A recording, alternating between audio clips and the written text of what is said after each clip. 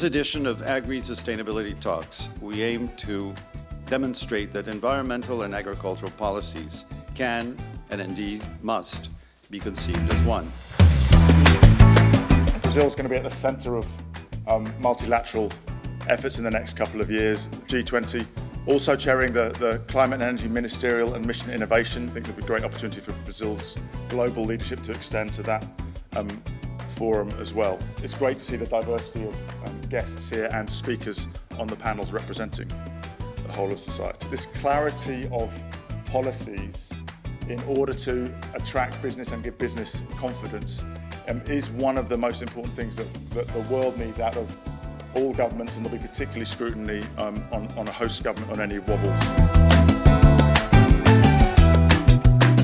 This debate here comes in a very timely manner. As we saw, we are heading to COP28, and we know that the best science and evidence available to show decision makers that we have a window of opportunity very short in terms of acting in the Paris Agreement and our commitments. We have recently announced, as you may have seen all in the news, that we have shown important results in our main goal to reach zero deforestation by 2030 in Brazil. Brazil does have the most rigorous environmental legislation in the world for agriculture. We would kill to have Brazil's legislation for agriculture in the United States, for example.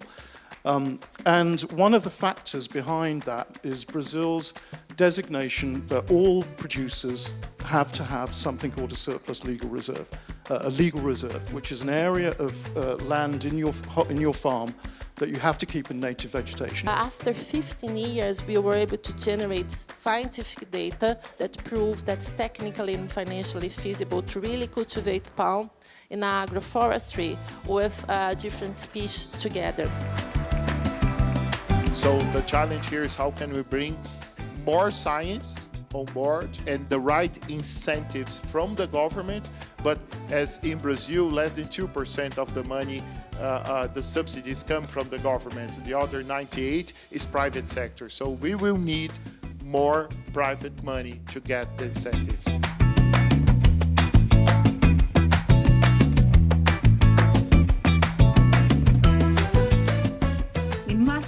Nature-based agriculture, especially for those smallholder farmers, and lastly, we must incentivise biodiversity both within agriculture and nature. And what is really critical here is that means putting the right plants back in the right places for Brazil.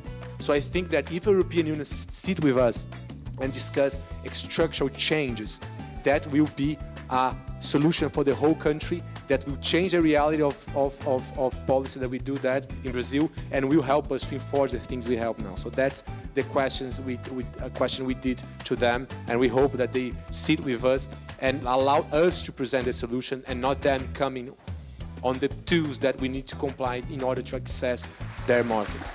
Now, thank you very much to all. We're all much obliged to the panelists and especially to our moderator in this panel.